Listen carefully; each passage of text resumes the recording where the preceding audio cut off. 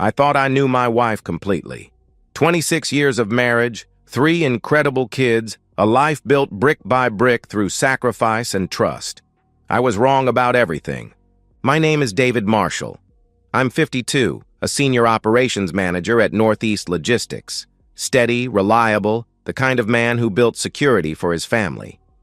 Patricia, my wife of 26 years, has been a stay-at-home mother since our second child was born. A mutual decision we both stood behind proudly. Our children are our masterpiece. Connor, 25, is a mechanical engineer with a work ethic that makes me proud. Ethan, 23, is finishing his MBA, already fielding job offers. And Lily, our youngest at 21, is studying nursing with compassion that could break your heart. They're respectful, driven, close-knit, the kind of family that neighbors envy. I believed we'd created something unbreakable, a fortress of love and commitment that 26 years had only strengthened. But 4 months ago, things began to shift. Patricia started taking shopping trips, twice a week, sometimes more, always alone, always vague about where she'd been or what she'd purchased. Just needed to get out of the house, she'd say with that familiar smile. The one I'd fallen for when we were barely more than kids. You know how it is? I never questioned it. After 2.5 decades together, why would I? The kids noticed but dismissed it as mom needing space now that they were grown. I agreed. Patricia had devoted her entire adult life to us. She deserved freedom. Our routine changed. Patricia would leave Tuesday afternoons and Thursday evenings, returning with minimal bags, her phone always face down on the counter. I noticed other small details too. The new perfume she wore. The yoga classes she suddenly mentioned but never discussed. The way she'd check her phone at dinner and smile at messages she never shared. I felt whispers of unease but crushed them immediately. This was Patricia, the woman who'd stood beside me through job losses, my father's death, our daughter's health scare. Trust wasn't optional in our marriage, it was foundational. Tuesday evening, we sat at dinner as a family. Connor had brought takeout from that Thai place Patricia loves. The conversation flowed naturally until Patricia cleared her throat. "I've been thinking," she began, setting down her fork. "I need a trip." Just me. Somewhere quiet where I can unwind.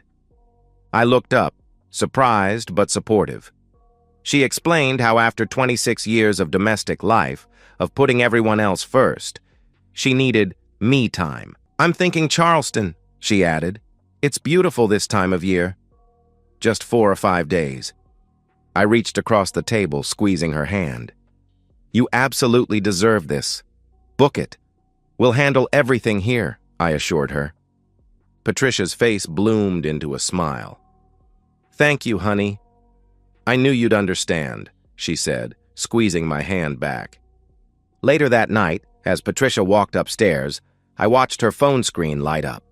She read the message, smiled in a way that seemed secretive, and typed a quick response before locking the screen. For the first time in our marriage, I felt a cold knot form in my stomach, a sensation so foreign that I immediately forced it away. This was Patricia, my wife, the mother of my children. I trusted her completely. That was my first mistake. 3 days later, we piled into the SUV, me, Connor, Ethan, and Lily, to drive Patricia to the airport. The mood was warm, sentimental.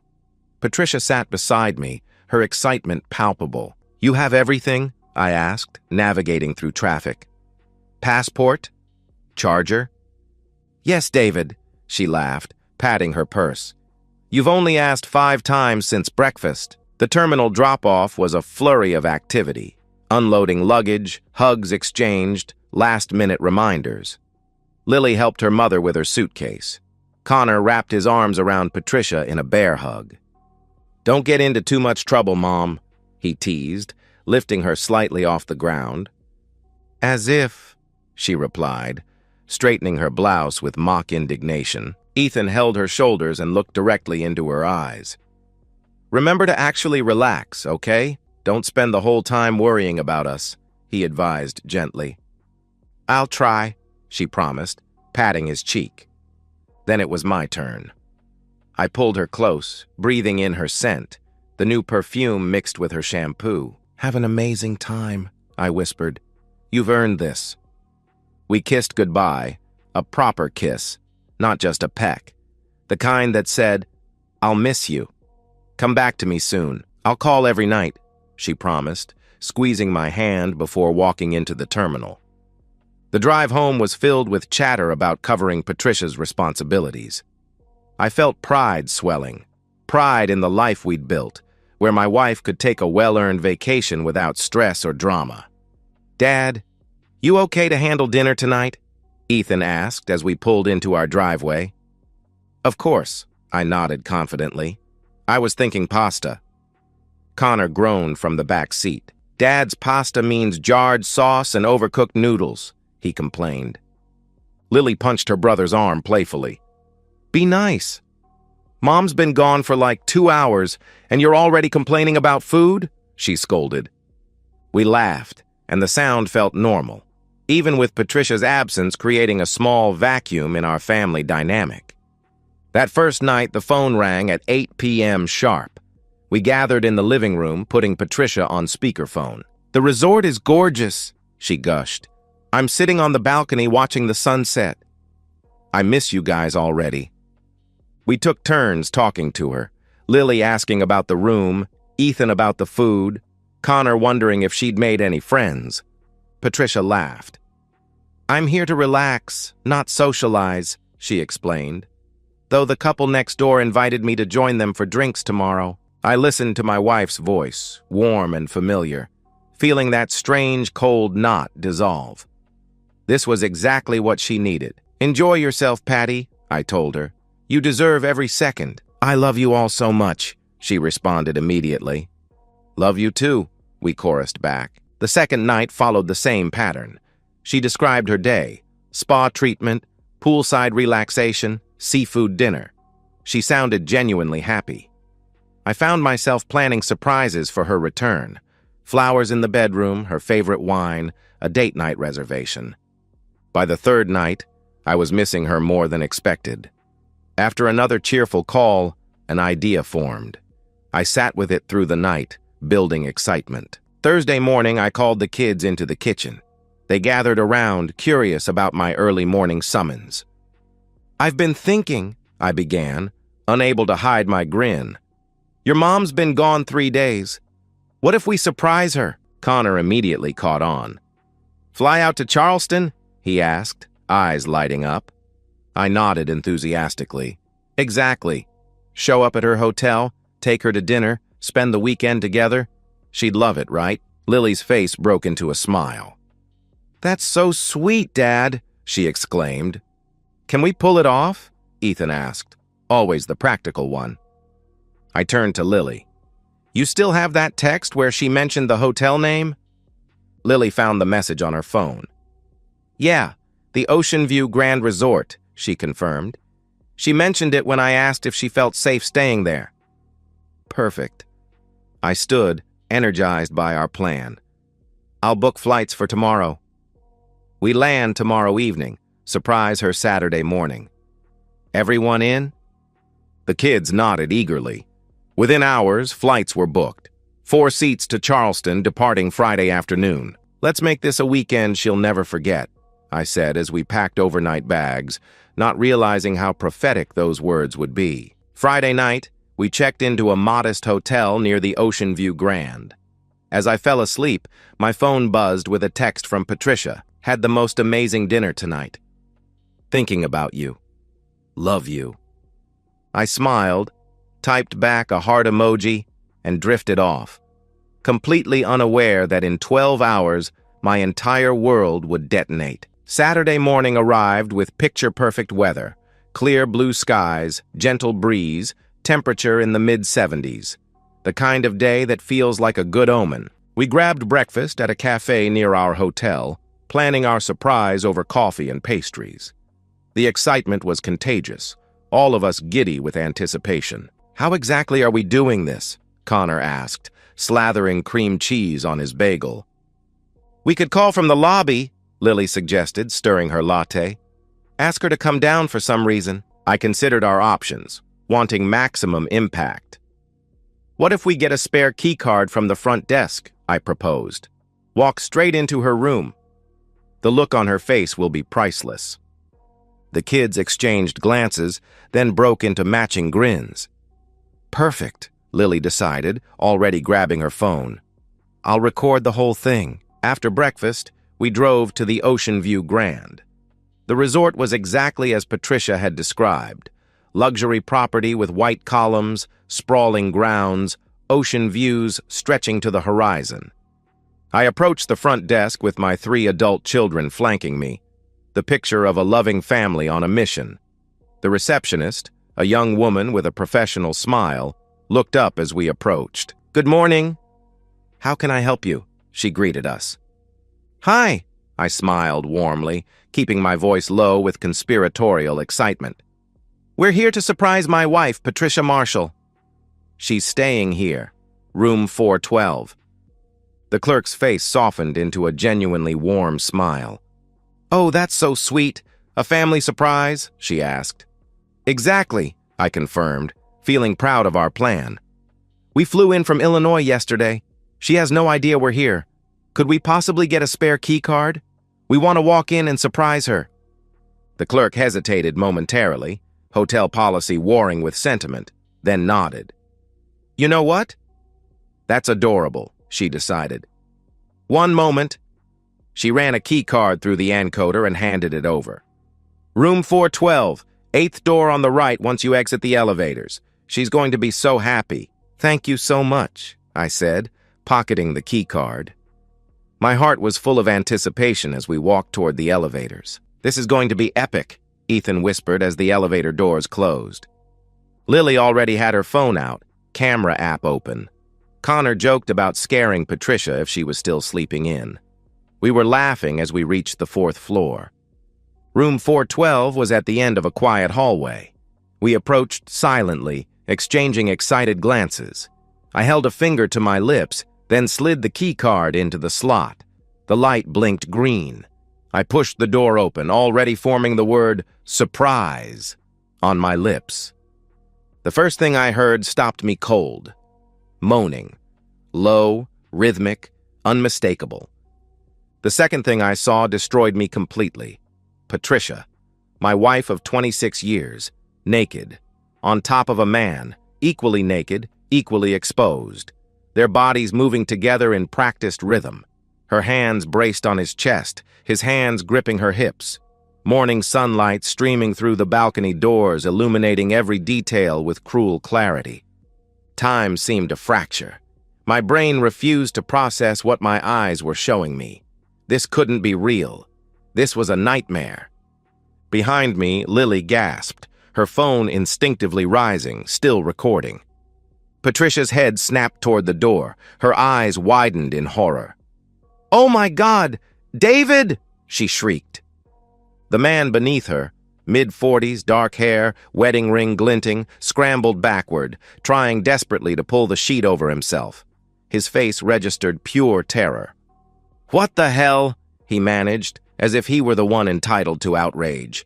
For one suspended moment, we all froze, a tableau of destruction. Me in the doorway, unable to move. My 3 children behind me, witnessing their mother's betrayal. Patricia and her lover caught in the most primal act of betrayal possible.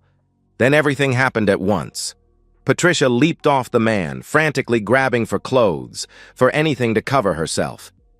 "David, kids, oh God," she stammered, voice high with panic. Connor surged forward, physically placing himself between his siblings and the scene. Ethan grabbed my shoulder, steadying me. Lily's phone continued recording, her hand shaking but the lens capturing everything. The man, this stranger who was inside my wife, jumped from the bed, stumbling backward into the bathroom, slamming the door. "David!"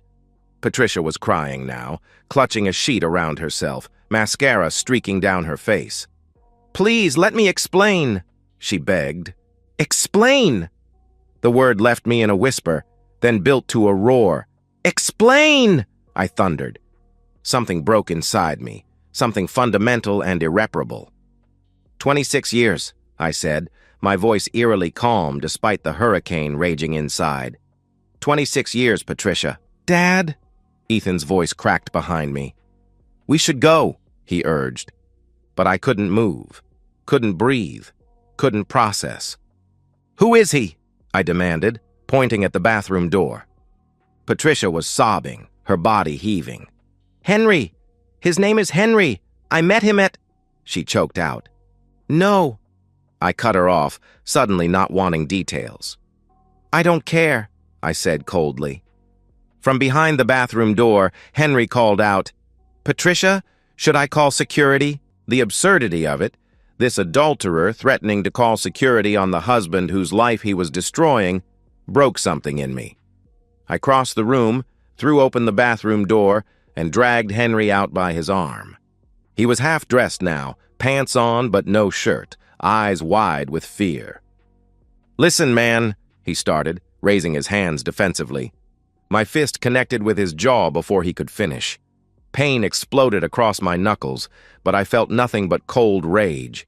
Henry stumbled backward, hitting the wall, blood blossoming from his lip. Dad! Connor was there instantly, arms wrapping around me, pulling me back. Stop! He's not worth it, he shouted.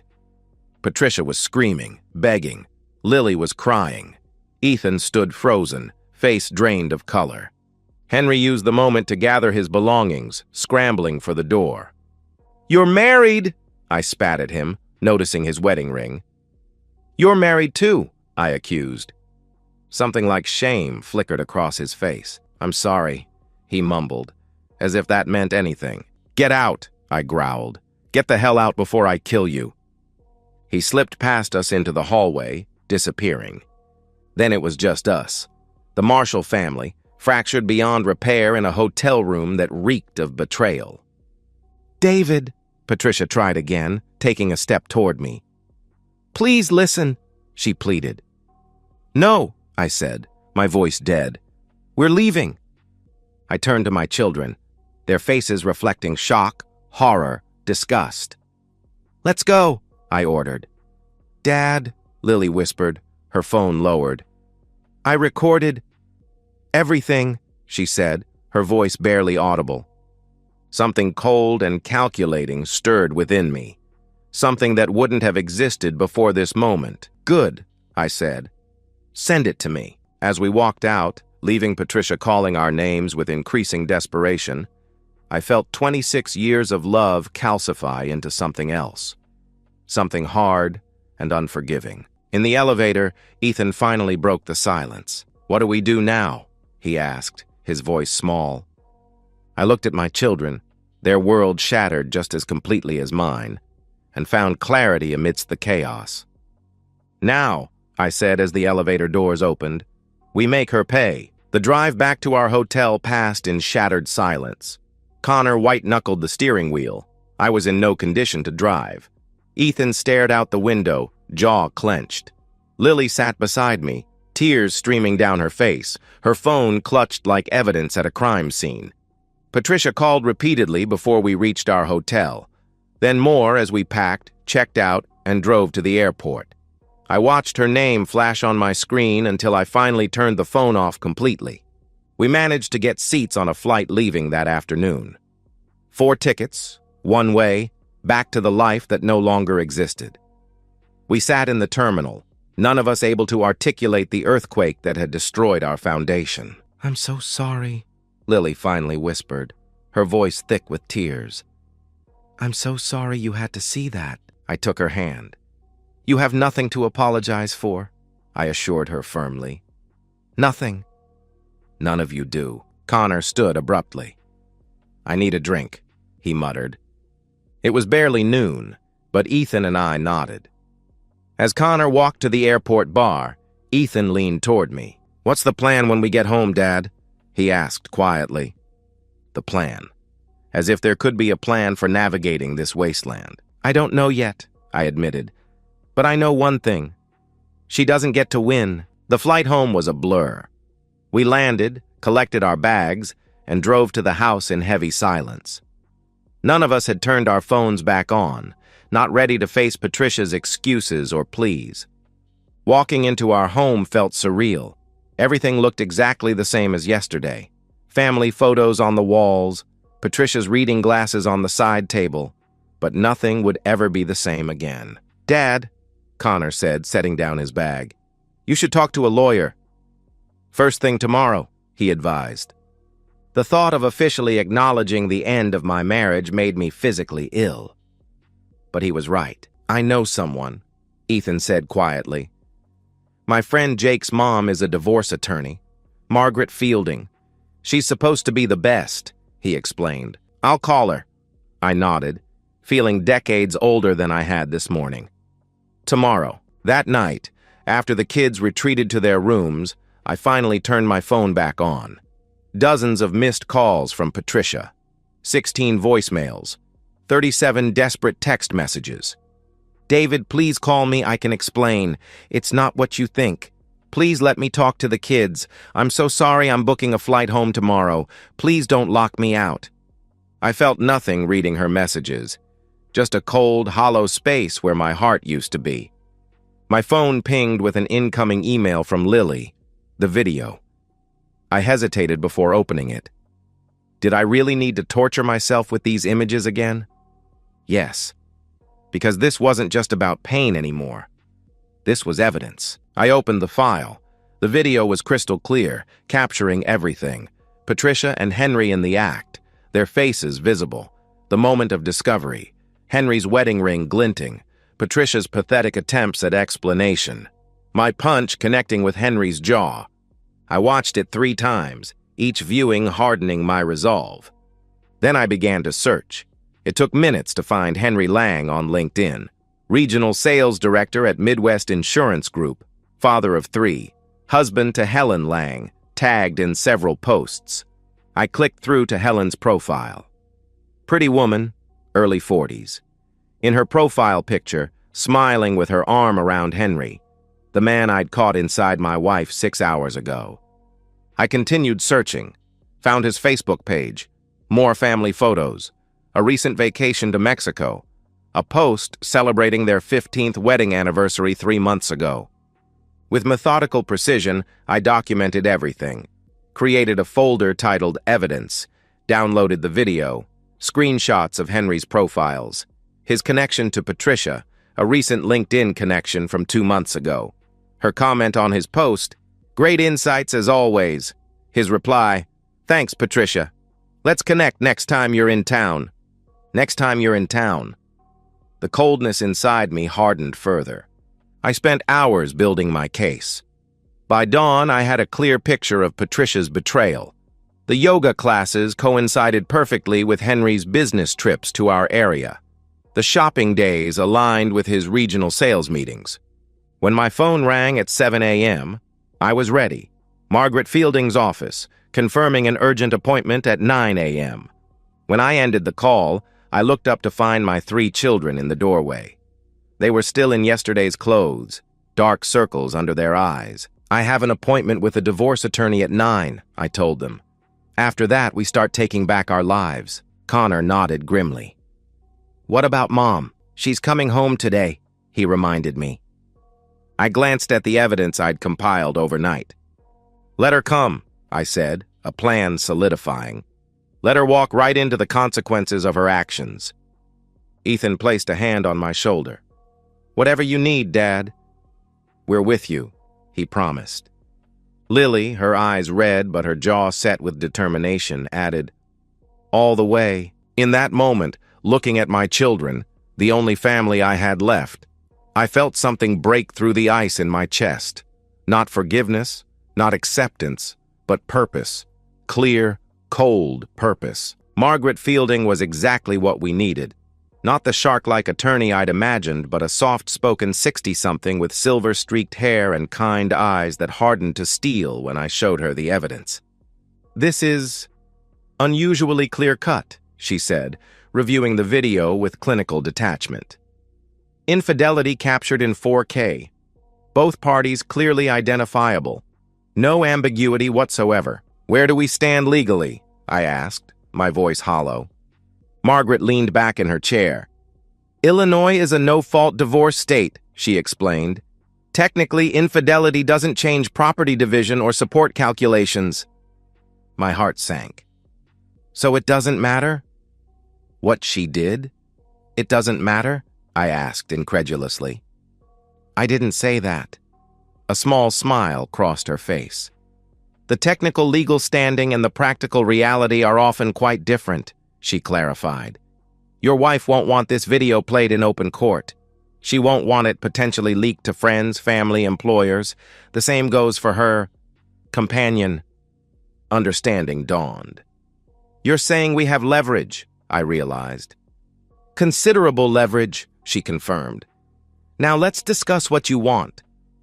I wanted my marriage back. I wanted to unsee what I'd seen. I wanted to rewind time. But those weren't options. I want the house, I said finally. I want my retirement accounts untouched. I've been the sole earner for 20 years. I want her to have nothing. Margaret made notes. What about alimony? She asked without looking up. Not a penny, I said flatly. That might be difficult, she cautioned. She's been out of the workforce for decades, at your mutual agreement. Courts, typically... I don't care what courts typically do, I cut in. Use the video. Use the leverage. Margaret studied me, then nodded. I'll prepare the divorce filing today. Papers ready tomorrow morning, she promised. When I returned home, Lily met me at the door. Mom's flight lands in 2 hours, she informed me. She's been texting nonstop. I showed her Margaret's card. We're filing. Papers ready tomorrow, I said simply. Connor appeared in the hallway. Good. And tonight? When she shows up? He asked. The cold purpose crystallized into a plan. Tonight we let her talk, I said, moving to the living room where Ethan sat. We let her explain, apologize, beg, and then we show her exactly what we have. For the next hour, we prepared. Connor connected Lily's phone to our TV, ensuring the video would play with clarity.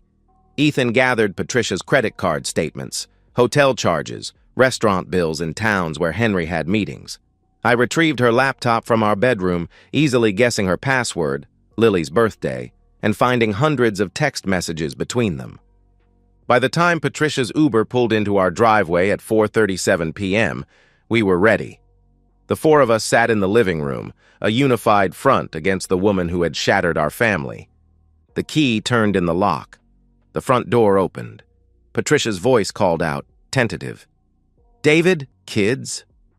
No one answered. The sound of her rolling suitcase on the hardwood floor, her footsteps approaching. She appeared in the doorway, still wearing the clothes from the hotel, hastily thrown on after we'd left. Her face was haggard, eyes red-rimmed from crying, hair in a messy ponytail. Oh, thank God, she breathed, seeing us all together. Please, can we talk? She pleaded. I gestured to the empty chair facing us. Sit, I ordered coldly. She perched on the edge, eyes darting between us, seeking any sign of softness. She found none. I know what you saw was terrible, she began, voice quavering. Unforgivable. But please, let me explain. Explain what, exactly? Connor interrupted, his voice icy. Explain why you were f***ing some guy while Dad was flying across the country to surprise you? Patricia flinched as if slapped. Connor, please, she begged. We found everything, Ethan cut in, his voice steady. Your messages, your credit card statements, the hotels. He held up papers. Going back 4 months, Patricia's face crumpled. It's not... I wasn't... she stammered. Don't say it wasn't what it looked like, Lily said, her voice barely audible. We saw you. We all saw you. I sat silently, watching Patricia's desperate attempts to minimize, to rationalize, to find a narrative where she wasn't the villain. David, she turned to me, pleading. It didn't mean anything. Henry, it was just physical. A mistake. I love you. I've always loved you, she insisted. Stop. The single word cut through her babbling. "Just stop, Patricia," I commanded. I reached for the remote and pressed play. The television screen filled with footage. Patricia and Henry in bed. Her face contorted in pleasure. The moment of discovery. The aftermath. Patricia's hands flew to her mouth, a strangled sound escaping. "Oh God, turn it off, please!" she cried. None of us moved. We watched in silence as the evidence played out in high definition. When it ended, Patricia was sobbing uncontrollably. "Tomorrow morning," I said evenly, "my lawyer will have divorce papers for you to sign. You'll get $5,000, enough to rent an apartment for a few months. Nothing more." "David," she gasped, I can't. Where would I go?" she asked desperately. "Not our problem," Connor said flatly. "But this is my home too," she protested. "I raised our children here." "I have rights." "Rights?" I laughed hollowly. "You had the right to divorce me if you were unhappy. You had the right to leave honorably. Instead, you chose to lie, to betray, to destroy our family." I leaned forward, holding her gaze. "Sign the papers tomorrow and take the settlement. Or fight me. And I'll make sure this video is played in court. I'll make sure everyone sees exactly who you really are." The threat hung between us.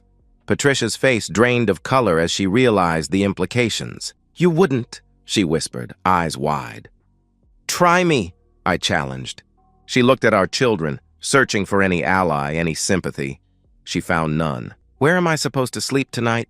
Patricia asked, defeat evident in every line of her body. "There's a Marriott 10 minutes away," Ethan said, his voice emotionless. "I already reserved you a room under your name, your credit card." Patricia flinched at her son's foresight, his methodical cruelty born from her betrayal. "Can I at least get some clothes?" "My toiletries," she asked quietly. I nodded once. 10 minutes. Then you leave," I stated firmly. As she shuffled upstairs, broken and defeated, Lily turned to me. "Was that too harsh?" she asked uncertainly. I took my daughter's hand. "She made her choice, sweetheart," I said gently. "Now she lives with the consequences." What none of us anticipated was what happened next. On Thursday evening, as we picked at a takeout dinner none of us had the appetite to finish, Ethan's phone pinged with a notification. "Oh my God," he breathed, staring at the screen. "What?" Connor and I asked simultaneously. Ethan turned his phone toward us. The video of Patricia and Henry, our private evidence, our leverage, had been posted online. "Who?" I began, but Lily cut me off, her face white. "I sent it to Angela," she whispered, horror dawning in her eyes. "Just to explain why I was so upset. I told her not to share it. I swear." The implications hit us all at once. The video was out. No longer a private piece of leverage, but a public spectacle. By Friday morning, the video had been viewed over 100,000 times. Local Facebook groups were buzzing with it. Patricia's name was trending in regional Twitter circles. Patricia was destroyed. Henry Lang's life collapsed even more spectacularly. His wife, Helen, moved with brutal efficiency, filing for divorce, demanding full custody of their children, claiming the house, emptying their joint accounts. By Friday evening, Patricia called me from an unknown number. I almost didn't answer, but curiosity won. "David, please." Her voice was broken, desperate. "I'm getting death threats. People are showing up at my hotel. I have no money. No one will talk to me. Please," she sobbed. "You made your choices," I replied, unmoved. "I made a mistake. I'm sorry. I'll do anything," she begged. "You'll sign the divorce papers when they arrive." I cut her off. "That's what you'll do. And you'll take the settlement my lawyer offers," I continued coldly. "Because if you fight this, I will make sure that video plays in open court, in front of a judge, in front of everyone. Do you understand me?" Silence. Then, barely a whisper. "Yes, good," I said, ending the call. I hung up. The man I'd been a week ago would have been horrified by my coldness. But that man no longer existed. That night, I sat on the back deck nursing a whiskey, watching the stars wheel overhead in their ancient, indifferent patterns. The universe had not stopped for my pain. Life continued. Somehow, impossibly, I would have to continue too. Not as the man I was, but as the man I had become. 6 months later, I stand on the back porch of the house I kept, the house I built, the house that's now truly mine, grilling burgers on a Saturday afternoon. Connor flips a patty with the confidence of someone who spent months learning to fill the domestic void his mother left. Ethan sets the table with Lily's help, the three of them moving in comfortable, practiced rhythm. "Dad, you okay?" Lily asks, handing me a beer. I look at my children, 25, 23, and 21 years old, adults now in ways they weren't forced to be before, and nod. "Yeah, kiddo, I'm okay," I assure her. "Good," Connor says, not looking up from the grill. "Because we are too," they are. Mostly. Therapy helped. Individual sessions for each of them, processing betrayal and trauma. Connor threw himself into work, earning a promotion. Ethan accelerated his MBA program, graduating early. Lily finished her nursing degree with honors, now working at a pediatric hospital. They stood together when everything fell apart. They're standing together now. Ethan raises his bottle. "To family! The real kind," he toasts. We clink bottles. The beer is cold. The afternoon is warm. For the first time in 6 months, I feel something close to peace. Inside the house, the divorce decree sits framed on my desk, not out of spite, but as a reminder. A reminder that 26 years meant nothing when tested against temptation. A reminder that trust, once broken, can never be repaired. But also a reminder that I didn't fall apart. My kids didn't fall apart. We survived. Margaret Fielding delivered exactly what she promised. I kept the house, the savings, the retirement accounts, everything. Patricia received her $5,000 settlement, just enough to avoid claims of punitive damages. She signed without argument. She had no leverage, no options, no choice. The viral video eventually faded from trending pages, replaced by newer scandals, but its impact remained permanent. Patricia moved 3 states away, working a minimum wage retail job, living in a studio apartment, cut off from everyone who mattered. Henry Lang's life collapsed even more spectacularly. Helen took everything in their divorce, full custody, the house, his retirement savings. He's apparently living in a different city now, unemployable in his field, working manual labor when he can find work. I feel no satisfaction in their suffering, only a cold acknowledgement. They made choices. Choices have consequences. As the sun sets and we eat dinner together, just the 4 of us, the real family, Connor asks the question I knew was coming eventually. "You think you'll ever date again?" he inquires cautiously. I consider this. "Maybe. Someday. Not now," I reply honestly. "That's fair," Lily says softly, reaching for my hand. "Right now," I continue, looking at each of them, "I've got everything I need right here." Somewhere far away, Patricia Marshall scrolls past the video that destroyed her life, still pinned to the top of search results for her name. She has no one. She has nothing.